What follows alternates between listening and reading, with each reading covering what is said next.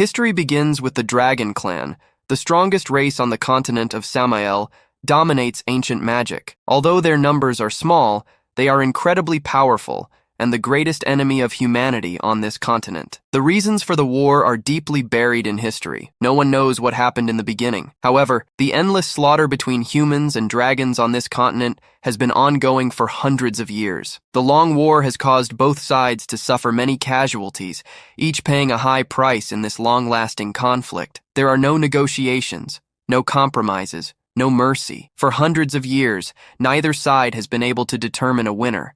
And even today, with so many lives lost, humans and dragons continue to hate each other. In the year 1733 in the calendar of creation, the most powerful dragon hunter of humanity led a team to attack the Silver Dragon Clan. They were determined to destroy the main enemy of the current empire, the Queen of the Silver Dragons, Ross Vase. However, the empire's greatest dragon hunter, Leon, was betrayed by his own people and became a prisoner of the Dragon Nation. In the dungeon of the Silver Dragons, the guards doing their job noticed the presence of a valuable visitor and greeted Her Majesty, the Dragon Queen. Waving to her servants, she ordered them to leave. First, she wanted to have a private conversation with the prisoner. Following her command, the guards bid farewell and left the dungeon. After their departure, she entered the cell of the great dragon-slaying hero and asked him, "How does it feel to become a prisoner of the enemy clan?" Instead of answering, he asked her to take his life quickly, but with a smile, she asked if he truly wanted her to give him a swift death. Holding his chin, she said, "Unfortunately, it's not that simple. I don't want to lose my toy so quickly. I want to have more fun with it." He was a handsome and determined man,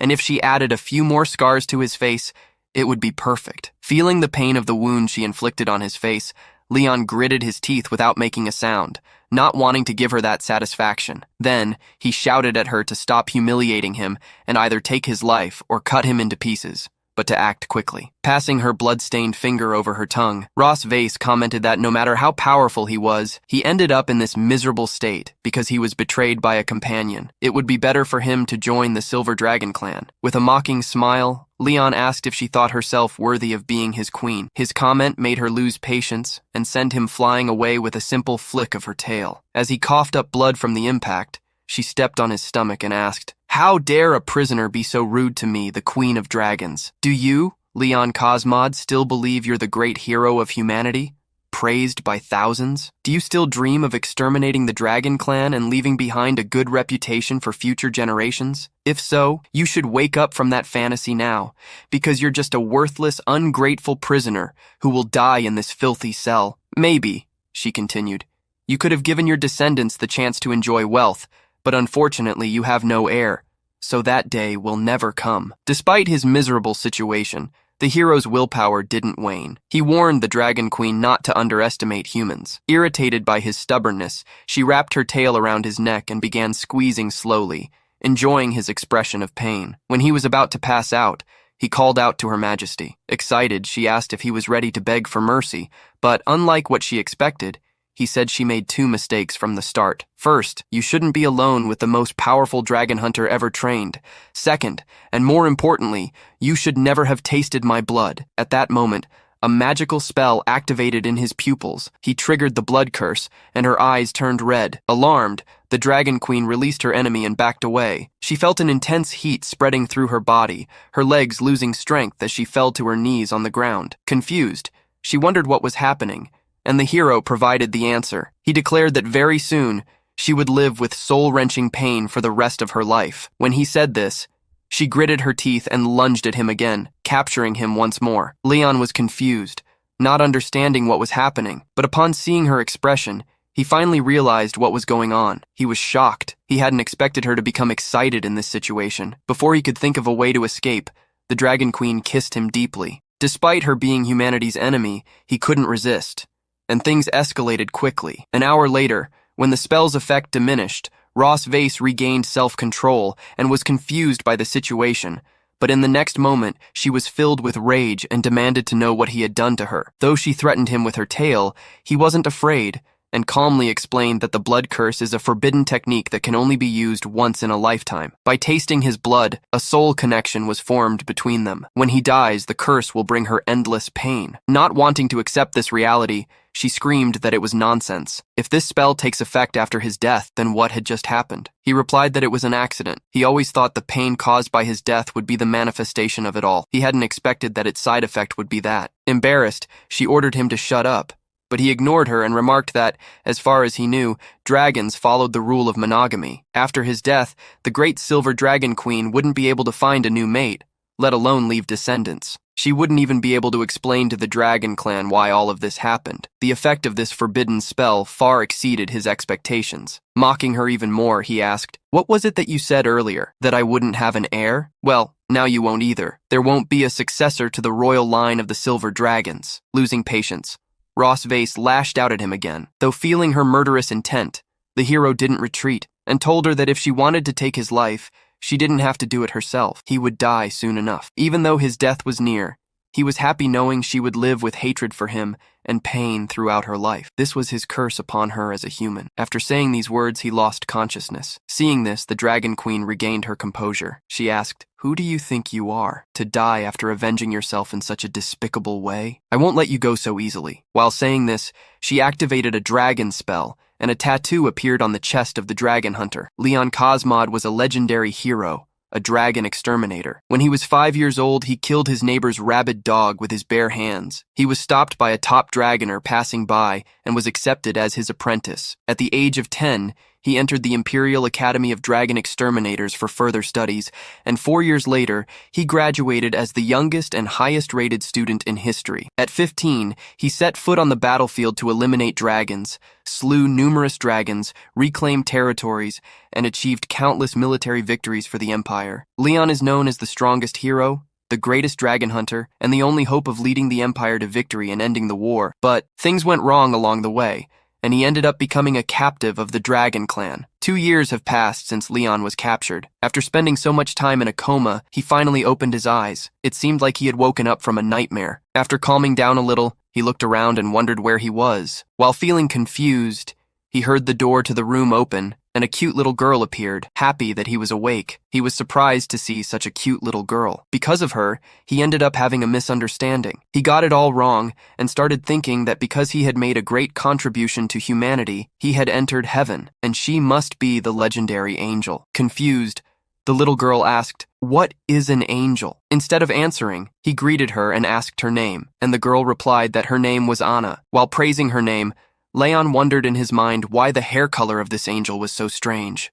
Black and white hair. The little girl added that her mother said her name means moon. While wondering if angels also have mothers, he introduced himself, saying his name was Leon. To his surprise, little Anna cheerfully said that she knew Leon means lion. Surprised, he asked who taught her that, and the little girl replied that it was also her mother who told her that. His curiosity piqued.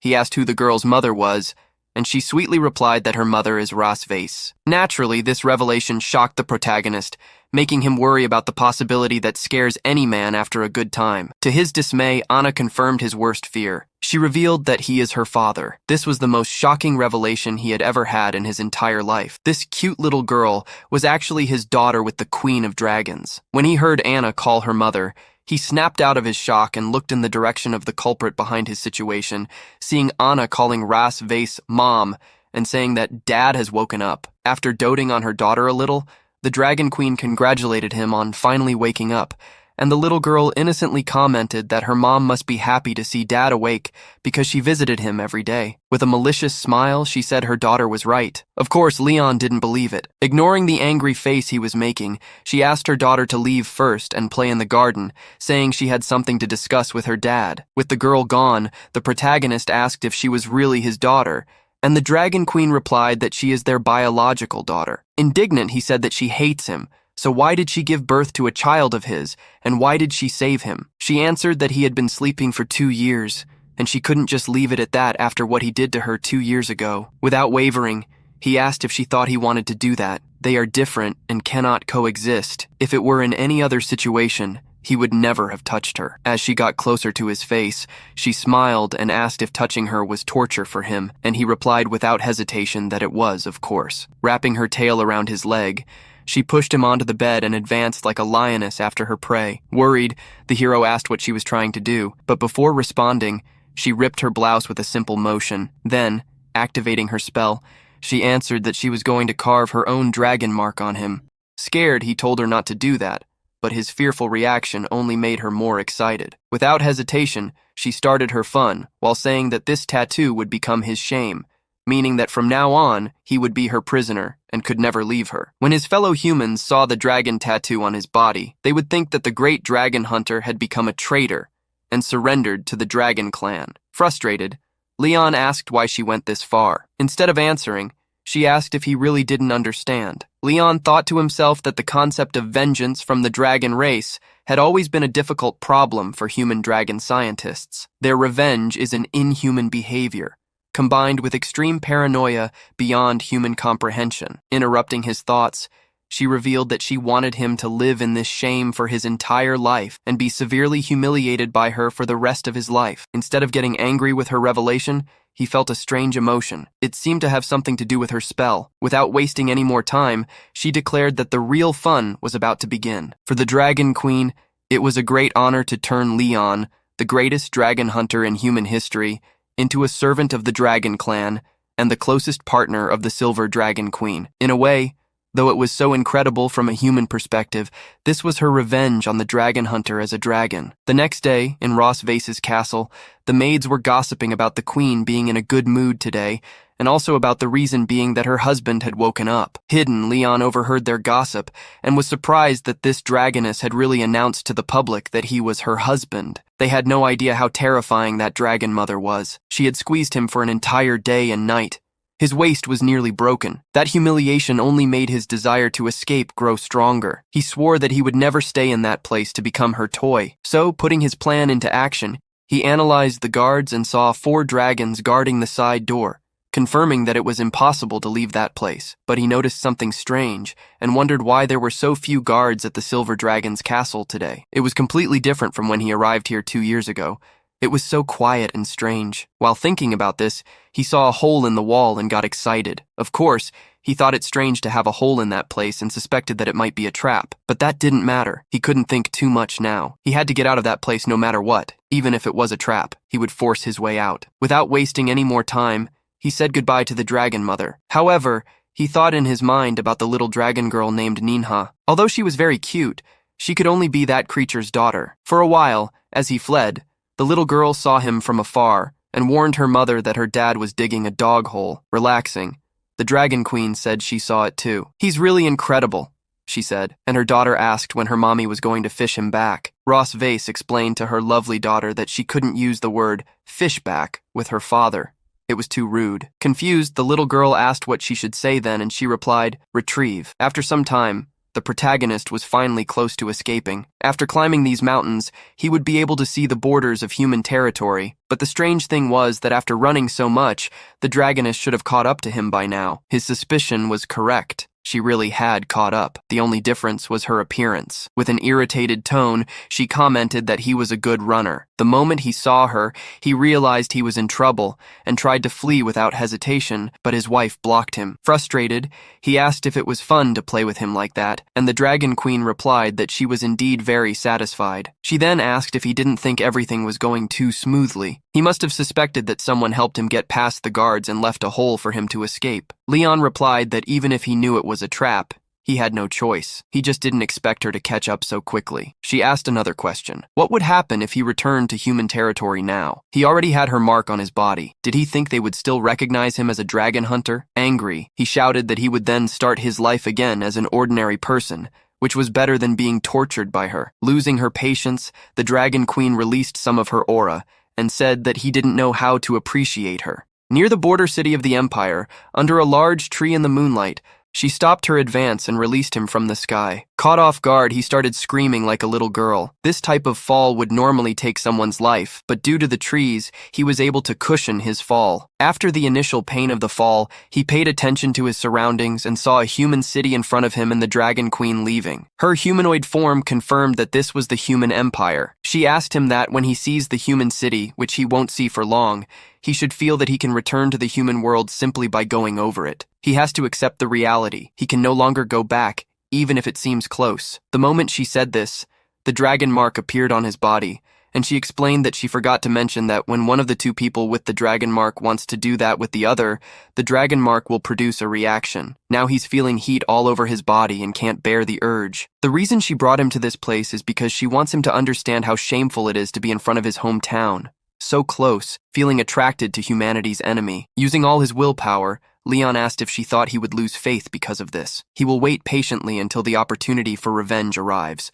When it comes, he will repay her double for all the humiliation she caused him. His outburst of anger surprised her a little, but then she gave a beautiful smile and pressed him against the tree trunk, saying, "It's okay, she'll be waiting for him, alive or dead." The Queen of the Dragons was getting ready with a satisfied expression. She happily commented that she was very pleased with Leon's performance. Now, she enjoyed the fun she just had so much that she proposed bringing him here every month to visit his hometown. But unlike her, who was being sincere, the protagonist didn't want to admit that he was enjoying the company of humanity's enemy. Frustrated, he said that she was a female dragon with her head in the clouds, thinking about how to drain him to death, not caring if her real intentions were revealed. She began to transform into her true form while calling him to return now, as their daughter was waiting at home. But unsurprisingly, he refused her ride. As a dragon hunter, he didn't want to be caught by her as prey. He could walk alone. But spoiling his plan, she revealed that from here to the Silver Dragon Castle would take at least 3 hours flying at her speed,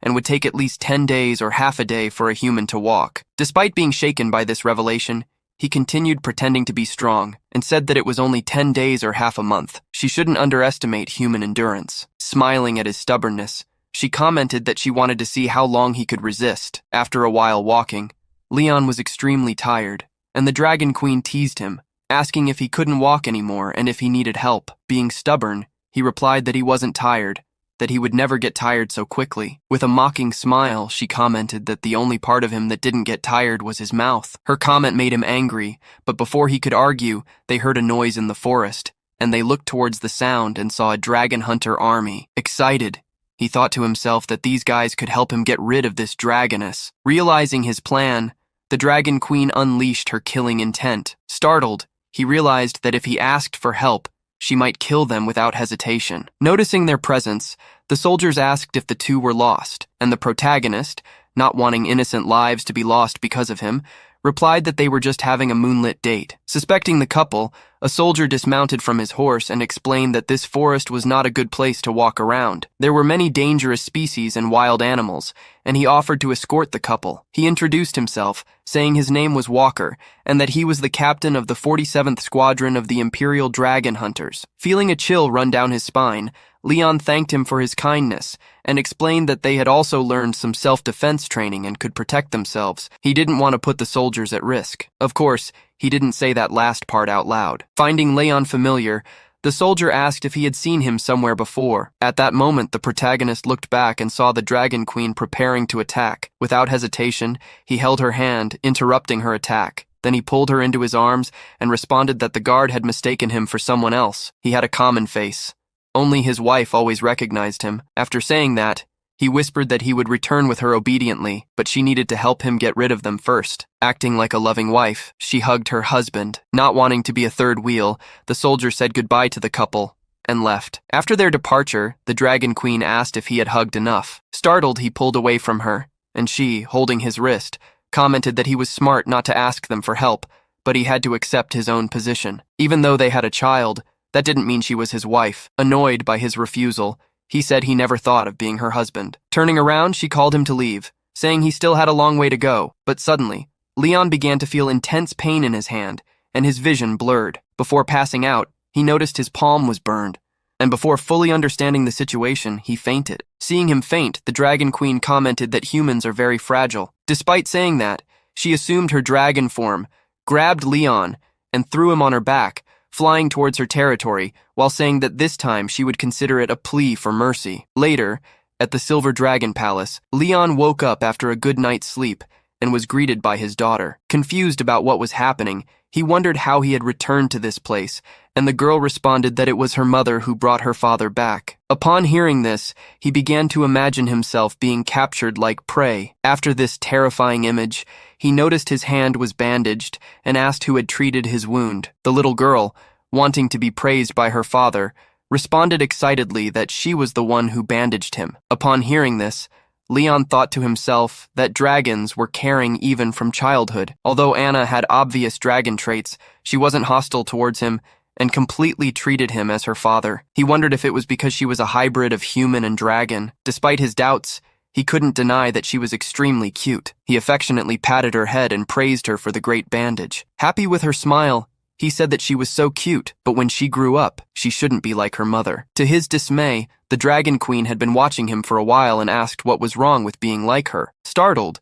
he replied that there was nothing wrong. Excited, the little girl commented to her mother that she had bandaged Daddy's wound according to her instructions. Instead of praising Anna, Ross Vase said that this was her daughter's duty. Despite her strict demeanor, Anna was thrilled with her praise. Not liking his wife's strictness, he patted his daughter and encouraged her to hide in the garden. He would come out to find her when he counted to 100. Naturally, she was happy to play hide-and-seek with her father. Taking the opportunity to annoy the Dragon Queen, Leon commented that she wasn't like her mother. Then he began counting, and Anna quickly ran to hide while telling her father not to count too fast. Watching his daughter leave the room, Leon called Ross Vase's attention and asked if she wasn't being too harsh on their daughter. She replied that dragons had to go through this.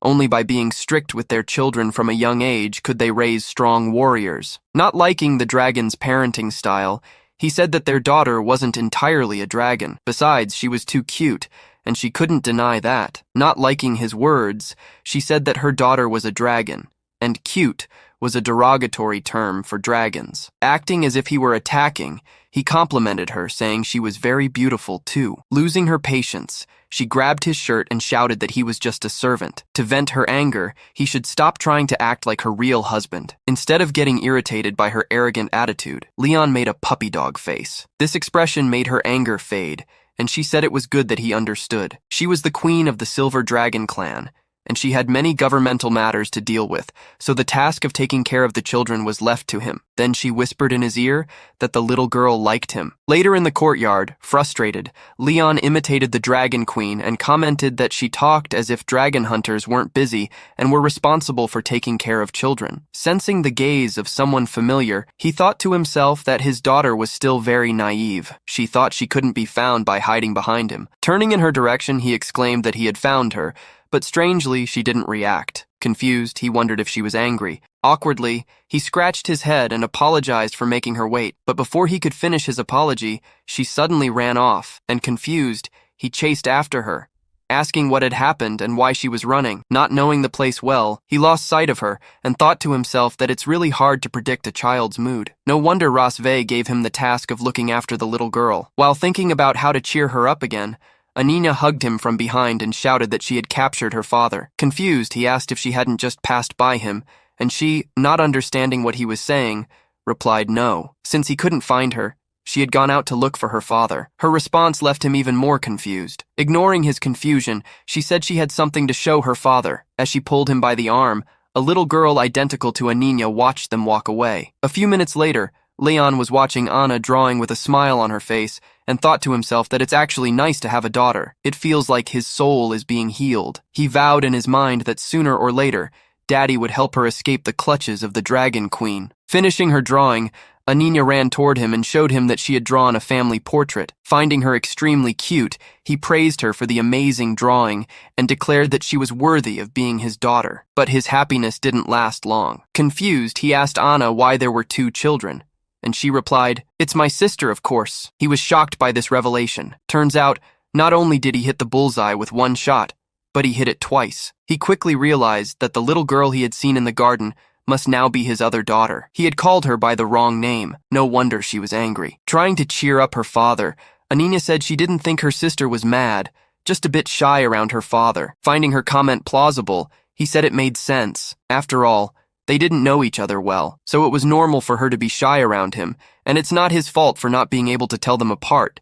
It's all the Dragon Queen's fault for hiding this little girl from him. He needed to ask her the truth. Meanwhile, in Ross Vase's office, the Dragon Queen was reading clan reports when suddenly a little dragon approached and informed its master of something. Moments later, Leon entered the office without knocking, and she asked where Anna was. He replied that she had gone to play with her sister. Extremely angry, he said she was good at hiding things and asked when she was going to tell him that he had an older daughter. With a mocking smile, she asked if he didn't already know that. Despite her sarcasm, he said he had to thank his wife. Giving birth to one child is hard enough. He didn't expect her to have given birth to two. His wife had worked so hard. When he returned to the Empire someday, he would definitely write her name on the family tree. Calming his anger, she asked if he knew why she hadn't told him about the existence of his older daughter. He replied that he thought she was jealous of his closeness to Aninya, so she deliberately didn't let Noah meet him as her father. Instead of confirming whether he was right or wrong, she asked if he was so eager to meet her. With a confident look, he replied, "Who wouldn't want to meet their daughter?" He wasn't like her, a cold and severe mother. He wanted to build a good relationship with her. With a mysterious smile,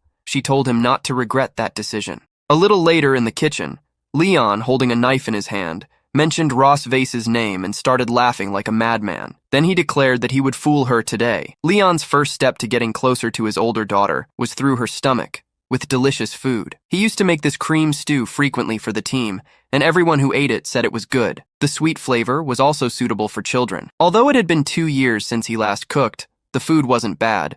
His cooking skills weren't rusty. He was confident that this flavor would certainly win over Noah. He started fantasizing that she would say she loved the food her father made, and while lost in his fantasy, the maid cheerfully commented that the prince had just recovered from a serious illness and was still cooking for his family. He was truly a good dragon male who cared for his family. As she said this, she saw Her Majesty approaching and greeted her. The Dragon Queen declared that they didn't need to wait for orders at dinner tonight. They could rest. After thanking Her Majesty, they left. As they departed, Leon remarked that they arrived just in time. Excited, Aninya exclaimed that the food smelled delicious. Seizing the moment, he said he had heard they both loved meat, so he made a stew and a special steak for them. He thought that would be enough to capture their interest. He wondered if she would feel his fatherly love, but to his surprise, Noah completely ignored him. Feeling crushed, he wondered in his mind why things were different from what he had imagined. That female dragon already knew this would happen, so she hadn't allowed him to meet Noah. As he was left wondering how to win her heart, the Dragon Queen said that since this was his daughter's first formal meeting with her father, she should introduce herself. Obeying her mother, she approached her father and said, "I am Noah Kamela, the eldest daughter of the Silver Dragon Queen, Ross Vay. I am 1 year and 2 months old. Dragons are an immortal race, and dragonlings grow faster than human children. That's why they appear older than 2 years." Trying to be a good father, Leon greeted his daughter, revealed his name, and declared that he was her father. The second step for Leon to get closer to his eldest daughter was to say hello politely and leave a good impression. But this plan didn't work either. Worried, he wondered why this girl was so cold and if she held a grudge against him. Noticing her father was sad, Aninya asked her older sister to talk more and not embarrass Daddy. Instead of heeding her little sister's request, Noah said he seemed so weak and asked if he was really their father. Her words hit him hard. He didn't expect to have a daughter with such a sharp tongue. Leon's career as a father was facing its first crisis. A few minutes later, the whole family gathered at the table. Family dinners are the best occasion for family members to talk and communicate, but now it had become the most tormenting moment for Leon. As his anxiety grew, he paid attention to his new family, trying to figure out their quirks and preferences. From the way Anna asked her sister for help cutting the steak, he discovered a bit about their personalities. His daughters seemed similar, but their personalities were completely different, and it was obvious that Noah was more like her mother. It would be a difficult journey to get her to accept him as a father, but even so, he decided to make an effort and asked if she liked the food today. Instead of answering, she told him to be quiet and gave him a lecture, saying that one shouldn't talk during meals. Enjoying watching Leon being humiliated by his daughter, the Dragon Queen laughed uncontrollably. Not understanding why her mother was laughing so hard, Anna asked why she was so happy, and she replied that their father had finally managed to reunite with the family. Seeing him so happy, she too naturally felt happy. She then turned to her husband and asked why he wasn't smiling as well. With a fake smile, Leon commented that of course, he was happy to be with his beloved family. Excited, Anna asked her father to have dinner with them every day. Hesitating to say yes, he thought to himself that he didn't want to eat with this female dragon every day. But without needing to refuse his daughter's request, Noah spoke up, saying she didn't want that. Confused, Anna asked why, and Noah responded that she wanted to study in the Department of Young Dragons at the Sacred Heart Academy. The Dragon Queen explained that the Young Dragons Department of the Sacred Heart Academy was full of dragons who were 4 or 5 years old. She then asked her daughter why she was so eager to enroll, and Noah replied that it was because she wanted to defeat more dragon hunters. While wiping his mouth, he thought to himself that it seemed this brat wanted to defeat him, her own father. After cleaning up, he said that dragon hunters were all very brave, and that she was still too young, and she would end up getting hurt. With a look of disdain, Noah told him not to treat her like a little girl. Of course, no matter how much he looked at her, she was clearly still a little girl. To make him even more uncomfortable, Rossov commented that Noah's idea was very good. The sooner she learned the skills, the sooner she could fight the dragon hunters. Smiling, she asked for Leon's confirmation, and then asked if he had any hidden reasons for stopping her from attending the academy. Frustrated, the protagonist thought to himself that if he continued to oppose Noah, she would surely hate him even more as a father. He could only change her mind subtly. So, pretending not to be bothered by his daughter's desire to hunt humans, he replied that he had no hidden reason to stop her. He just thought it was too dangerous for his daughter. Eating calmly, he finally realized his wife's plan. This female dragon wanted to use Noah to attack him mentally during this dinner. Her evil plan made him extremely angry, and he promised that she would receive a punishment later. Ignoring his murderous intent, she said that since he agreed, it was happily decided. The entrance test for the Sacred Heart Academy would be held in a month. During that month, he would help his daughter prepare. Despite not liking the part related to her father, Noah thanked her mother for accepting her request. After the family dinner ended, little Anna innocently showed how round her belly had become after eating so much. While the two sisters played, the protagonist called Rosve and commented that the dishes hadn't been cleaned yet. Confused by his comment, she said that servants would clean the dishes, and there was no reason for her to do it. Disagreeing with her, Leon said that after dinner, the couple should clean and wash the dishes together. That's the proper way to end a family dinner. Whispering in her ear, he says he knows she wants to create a harmonious family atmosphere in front of the little ones, even if it's just an act. Upon hearing this, she looked at her daughters and saw Anna's expectant gaze. With a sigh, she agreed with his idea. Anina raised her hand, saying she wanted to help too, but Noah ruined her happiness by grabbing her collar and pulling her away from the couple. Naturally, Anna wasn't happy with this. With their departure, the Dragon Queen put on the apron and asked when he was going to start helping. The lion, crossing his arms, asked if she'd forgotten what he said 2 years ago. A dragon should never be left alone with a highly trained and stronger dragon hunter. The moment he said this, her seal began to glow, and anxiously she asked what he was planning. He responded that before, when he traveled long distances, he was exhausted, and thus controlled and toyed with by the dragon spell. But now it's different. Losing patience with his arrogance, she attacked him with her dragon tail and shouted that he couldn't escape her clutches with that trick. Holding her blow with a single hand, he asked who said he was going to flee. At the same time, the seal effect strengthened, causing her to fall to her knees. Enjoying seeing her so compliant before him, he gave a villainous smile and asked if she was powerless, explaining that the dragon's pattern makes the monster's tail extremely sensitive. When its tail is grabbed, the dragon is like a kitten caught by the back of its neck, weak and powerless. This is new knowledge he discovered in his dragon book. She and the dragons are eager to conquer and control everything, but he wonders if she has ever been conquered before. Breathing heavily, she shouted at him to release her tail. Ignoring her request, he said that since the day he woke up, she had trampled on his dignity and treated him like a mere toy. Now, things will be different. He asked what she thought about changing things tonight. Realizing his intent, she looked at him with a murderous gaze and called him a bastard. Interrupting his fun, Leon noticed what was happening outside the kitchen and heard the maids gossiping about how much Her Majesty's husband loves her and their family. When they entered the room, they were surprised at how clean it was and wondered if the lucky prince did this. While they focused on the royal family, Leon and his fiancée were hiding inside the closet. He told her to stay quiet if she didn't want the maids outside to find out, as they'd be disappointed to discover Her Majesty the Queen, normally so tall and powerful in this situation. Although she wanted to argue, she remained silent. Pleased with her obedience, he declared to his dear wife that the fun was about to start. 3 days later, in the Queen of Dragons' castle, the sisters went to their father and were surprised that he hadn't woken up in 3 days. They wondered if he was still alive. Losing patience, Noah decided to wake him up right away, and without hesitation, she kicked him in the face. It was effective. The pain woke him up, and acting like his mother, she commented that he still wasn't dead. Feeling irritated, Leon asked. Who treats their own father like this? Seeing his eyes open, Anna was extremely happy and told her mother that her daddy was awake again. Rising, Leon asked when he passed out. Instead of answering, Ross mockingly asked if he needed her help to remember. The moment she asked, he remembered that after that night, the dragon pattern was invalidated, and he was severely hit by her. Her reaction made him certain that this dragon was cruel. If he were an ordinary person, he would have died many times under her claws, but upon closer inspection, she was rather beautiful, despite being clearly a female dragon over 200 years old. As he drifted off in admiration of his wife's beauty, Anna asked why her father hadn't moved, and Noah answered that he simply stared at her mother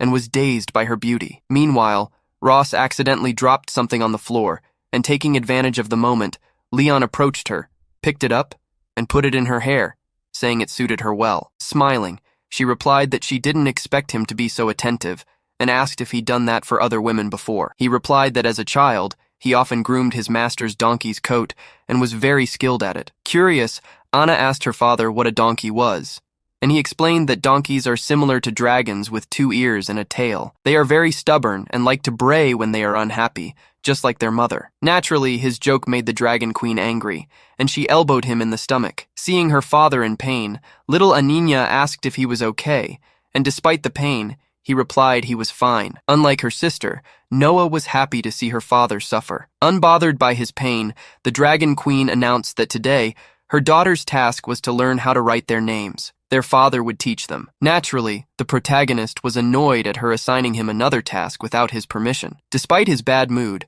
Anna was delighted to learn that her father would teach her to write, while, full of arrogance, Noah remarked that she could already write. Unbothered by whether her sister actually knew how to write, Anna grabbed her arm and called her to the study room to find a pen in pretty colors. Curious, Noah asked which color her little sister wanted, and Anina replied, purple. Watching her daughters walk away, the Dragon Queen said her sister was visiting today, and that she didn't want him to appear before her sister. Teasingly, he asked why she wouldn't let him meet her family too. She approached him and whispered in his ear that he, Leon Cosmod, is now a male dragon married to a girl from the Silver Dragon clan. He's been in a coma for 2 years due to some illness and recently woke up. If they ever had to make a public appearance, he would have to use the identity she invented. Realizing he was at a disadvantage at the moment, he agreed to follow her plan, telling Her Majesty he would do so. After hearing his confirmation, she went to meet her sister. Leon scoffed and wondered in his mind if the female dragon thought he would obey her obediently. He planned to embarrass her in front of her sister. At the Silver Dragon Castle in the children's study room, Leon, seated at the table, explained to his daughters to follow what he would teach them. He wrote their names on the paper and asked them to copy it several times. While they studied, he would handle something. Taking the paper, Noah commented that it wasn't as good as her mother's writing, and Anna asked what her father was going to do. He replied he had simply forgotten to give something to their mother and would give it to her and return to check on them later. Watching him leave, Noah asked if he was an idiot. Despite her sister's rude comment, Anna said she seemed a little happy, and she stammered in denial and said she'd write quickly. Despite her words, her face was flushed. She enjoyed having a father. At the same time, at the gates of Silver Dragon Castle, Issa MKV, the Red Dragon Queen, had arrived in her sister's territory. Excited, Ross hugged her sister, saying it had been a long time since she'd seen her. Pushing her away, the Red Dragon Queen said she hadn't seen her little sister in a year. She seemed much rosier now. Placing her hand on her face, Ross bashfully replied that she didn't think so, and the redhead commented that she heard that her sister's husband woke up and asked why he couldn't see him, and she replied that he's feeling a bit unwell today and can't meet him for now. Disappointed, the redhead said it was a shame. She also wants to see what the Dragon King who stole her sister's heart looks like. As she got closer, she said that the Dragon King's bond is all about profit and clan, with no love involved. Yet, she and her mysterious husband got married and had a baby at lightning speed. Their relationship must be very good. Embarrassed, she said that being married and having children doesn't mean the relationship is good. She doesn't feel attracted to him. Not now, and not in the future. Naturally, the redhead didn't believe her sister. She's not acting as cold as before. Interrupting her thoughts, she said it's been a while since they last met, and invited her sister to go to the garden and talk while they walked. While the two were heading to the garden, Proto, using a telescope to spy on them, discovered who Ras Vase's sister was. Excited to put his plan into action, he commented that he'll try to see how far the dragon's pattern can go. At the same time, Ruve explained that the Dragon Clan has been a bit unstable lately, especially the Red Flame Dragon King. This guy has been very active recently. Upon hearing this, Ross Vase became concerned, her face extremely serious. Curious, she said that Constantine hasn't been seen in years. The redhead said that he's a hot-tempered guy, but maybe he just wanted to take the opportunity to expand his territory. At the moment she said this, the seal on the body of the Queen of Silver Dragons began to glow, and she was worried. She hadn't expected this to happen just now. Realizing that her sister was acting strangely, the redhead asked if something was wrong, and she replied that nothing was wrong. After finishing her sentence, she looked towards Leon and cursed him in her mind. Interrupting her thoughts, the redhead said that just in case they need to strengthen the border defense, she'll also send Shimon to contact her if there are any new developments there. Even though her sister was talking about something important, she couldn't focus. The dragon pattern effect was getting stronger. If it continues like this, she'll end up losing control in front of her sister. Noticing that her little sister continued to act strangely, the redhead asked little Rose if she was really okay. Her face was red, and she was trembling as if she wanted to go to the bathroom. She replied that she suddenly remembered she had something urgent to handle and would return in about 20 minutes. Thinking her sister needed the bathroom, she told little Rose to go ahead and asked if she wanted company. Naturally, Ross Vase replied that it wasn't necessary. Seeing her little sister running anxiously toward her room, the redhead couldn't hold back anymore and began to laugh. She saw the dragon pattern on her sister's body and knew what the young couple was about to do. She hadn't expected to see her arrogant sister so in love. Meanwhile, Leon was completely relaxed. He was eager to see how long she could hold out, and as he expected, she couldn't resist for long. She entered the room extremely irritated, and he, pretending to be clueless, asked why she came back so quickly. She, grabbing him by the collar, asked if he deliberately chose that moment to make the dragon pattern resonate just to embarrass her in front of her sister. Anticipating her reaction, he decided to pretend to be innocent to fool her. Acting like an innocent puppy, he asked if it was wrong to want her. His response completely caught her off guard. Her face turned extremely red. Seeing how she reacted, he misunderstood, thinking his plan worked, assuming that now, at least, she felt disgusted with him. With a blushing face, she called him shameless and yelled that she didn't understand why a defeated prisoner was talking so much nonsense, ordering him to keep his dirty thoughts to himself. After saying this, she thought to herself that of course she came to this place to deal with him, so why was she startled by just a few words from him? Pretending to be strong, she said he only gets this one chance. If he does it again, next time she won't forgive him. Of course, Proto wasn't worried at all. He was enjoying this situation. He hadn't expected that a single dirty word would leave her so defenseless. This dragon pattern was truly powerful, but something was bothering him. He didn't understand why. When he thought of her face, his heart raced. He didn't understand what it was, but it didn't feel good. He had to stop thinking about nonsense to avoid feeling this strange emotion. The children were waiting for him to return to review their writings. They were indeed waiting for him. While Noah pretended not to care, Anna wondered why her father hadn't returned yet. After leaving the gates of the Temple of the Silver Dragons, the Crimson Empress bid farewell to her sister. Ross Vase told her to be careful on her way home, but before parting, the Crimson Empress remarked that next time, she'd like to meet her sister's husband. Acting insincerely, the Queen of Dragons declared she would introduce him next time, while watching her sister depart swiftly toward her own territory. Ross Vase cursed the wretched dragon hunter, muttering that he still hadn't learned his lesson and that tonight she'd teach him a good one. Feeling someone bad-mouthing him, Leon sneezed and wondered if the dragon woman was talking about him right at that moment. He had just finished reading the children's book, the story of the young dragon, to his daughters who had quickly fallen asleep. After covering his little girls, he tried to sneak out of the room quietly, but was interrupted by Ross Vase, who irritably asked where he thought he was going. Frightened at being caught sneaking away, he tried to change the subject by asking if her sister had already left. With a sinister smile, she asked if he had any unfinished business, and stated that it didn't matter if he did or not. He must follow her somewhere. Later, in the room of the Silver Dragon Queen, Leon picked up a basin of warm water and asked what she needed it for. Arrogantly, she responded that she'd been walking all day and was exhausted, so he must help her wash her feet. Naturally, he was surprised by her answer, but ignoring his shock, she ordered him to stop fussing and do as she commanded, as punishment for what he'd done earlier. Though he didn't want to suffer such humiliation, Leon had no choice but to obey, since he was in enemy territory. He had never imagined that he,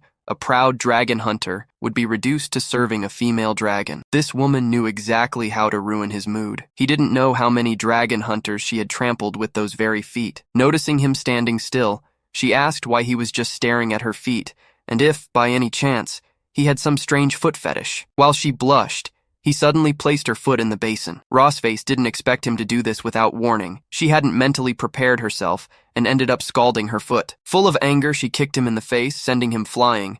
She then stepped on his stomach and asked if he intended to take revenge on her. With a mocking smile, he said she was the one who'd asked him to help her wash her feet. Blushing, she remarked that it seemed he still hadn't learned his lesson. She then asked if he'd ever thought that one day he might be stepped on by a dragon, and what would happen if she placed her foot on his weak spot. The moment she stepped on his weak spot, he let out a squeal, and with a red face, he begged her to stop. In his mind, he cursed himself for actually enjoying the comforting sensation, despite its extreme humiliation. Amused by his expression, the Dragon Queen smiled and said she wanted to see how much he could endure. Leon knew he couldn't submit to this woman's tyranny. If he did, he'd become her plaything for the rest of his life. So, he strengthened his willpower, pushed her foot away from his weak spot, and declared that he had eaten pig legs, chicken feet, and lamb hooves, but had never tasted dragon legs. Realizing his intent, she grew alarmed and tried to retreat, but it was too late. Before she could react, he declared that tonight there would be a special. He'd eat dragon foot. He bit her leg, and in great pain, she screamed his name with all her might, swearing that she would make his life hell. The next day, the twins were confused when they saw their parents and asked why their mother was limping. With her leg bandaged, she replied that it was nothing. Then, Anna asked why their father had a bandage on his face, and he gave the same answer as his mother. Puzzled by the situation, she misunderstood and thought her parents were hiding some fun game from them, declaring that she wanted to join too. Later, in the garden outside the Silver Dragon Castle, as Leon and the Dragon Queen strolled, the maids gossiped that the queen and the prince were on a date and made a lovely couple. But among them, one wondered why she felt that Her Majesty the Queen and the prince didn't seem very familiar with each other. Meanwhile, after staring at his wife for a while, Leon wondered why things had ended up this way. A few hours earlier, he'd been confused by her request for a walk and asked why he should walk with her. Rossface replied that it was also his duty to maintain a false appearance of family harmony in front of strangers. Leon realized something was wrong with the Dragon Queen that day. She was not usually so proactive. He didn't know what she was planning, which was concerning. Watching the two of them walking through the garden, Anna, hidden behind a tree, commented that her father was so clueless he couldn't even hold hands. Excited, she decided to help them have a perfect date. Worried, Noah tried to stop her sister, but Anna was quicker and left her behind, greeting her parents. Seeing his daughter, Leon asked why she had followed him. Before answering, she took her parents' hands and made them hold hands, saying that when they walked, they should walk hand in hand. After saying that, she ran off, saying she was going to play with her sister. Surprised, he wondered where this child had learned all this. While her sister scolded her, she confessed she was wrong, promised not to do it again, and begged her sister to stop pinching her cheek. Embarrassed, Leon commented that this was a bit unexpected, and asked what they should do. Rossface, with a flushed face, replied that it was fine. He just needed to hold it that way. Puzzled by her behavior, Leon remarked that she seemed unusually gentle today, which made him slightly uncomfortable. Defensively, she said that it seemed he had been tamed by her, and now when she treated him kindly, he thought it strange because he wasn't used to it. Hearing her response, he thought to himself that Rossface had always been the picture of a queen in front of others, but he hadn't expected her to be shaken by something as minor as holding hands. Maybe her image as a strict mother was simply because she didn't know how to get close to her daughters. Curious, he asked if Anna and Noah always called her mother in front of her. Confused, she asked if there was a problem, and he replied that usually when a child is under 5 years old, they always call their mother mommy. Anna herself always calls him daddy, but she calls Rossface mother. It seems the little one is more distant from her. Annoyed, she asked if there was really a big difference between mother and mommy, and he answered that there certainly was, advising her to try to get the twins to call her mommy instead of mother. He bet they'd feel closer to her than they did now. His advice, along with his smile, made the Dragon Queen blush even more. Embarrassed, she turned her face and said she'd try next time. As he was pulled along by the arm, he asked why she was suddenly walking so quickly. Instead of answering, she asked if he missed home. Confused, he asked why she'd suddenly ask that, since she wouldn't let him return anyway. She replied that although she couldn't let him go home, she had something that might help him alleviate his homesickness a bit. A few minutes later, in the castle's storeroom, they stood in front of a huge door, and Rossface remarked that she hadn't given this room a name, but Leon could call it the storeroom, the small dimensions room, or whatever he wanted. It didn't matter. Finishing her comment, she opened the gate and entered. Entering inside, Leon wondered if this was the place where the dragon's treasure was. Seeing the items in the hall, he said that if this was placed in the Empire, it could be sold for at least hundreds of thousands of gold coins. She explained that this is the bracelet her grandmother gave her when she was little. Besides the spoils, there are also some things that are meaningful to her. Surprised, Leon said he hadn't heard her talk much about other members of her family except her sister. She explained that she had never seen her father or mother. Her sister and she were raised by their grandmother. Hearing about her past, Leon commented that it was similar to his own. He grew up in an orphanage and never knew his parents. He was adopted by his master and his wife. Changing the subject, he asked why exactly she brought him to this place, and she replied that she had just obtained something that could make him temporarily forget his problems. This something was the black gold armor. This item truly left him shocked. He had always wanted this armor back. He began to think he was dreaming. He hadn't imagined she would actually return this armor to him. The Dragon Queen, with a sinister smile, confirmed that she was indeed giving this rare treasure to him. Extremely happy, Leon touched the armor, and at that moment, the mark of the enchanted dragon appeared on the treasure. Shocked, Leon asked in his mind, how did the black gold armor, his good brother, end up in this situation as well? Satisfied with his frustration, Ross revealed that he had finally fallen into her trap. Folks, just leave that like and subscribe to the channel so you won't miss a single detail of this exciting adventure. Thank God in each one of you. See you in the next video.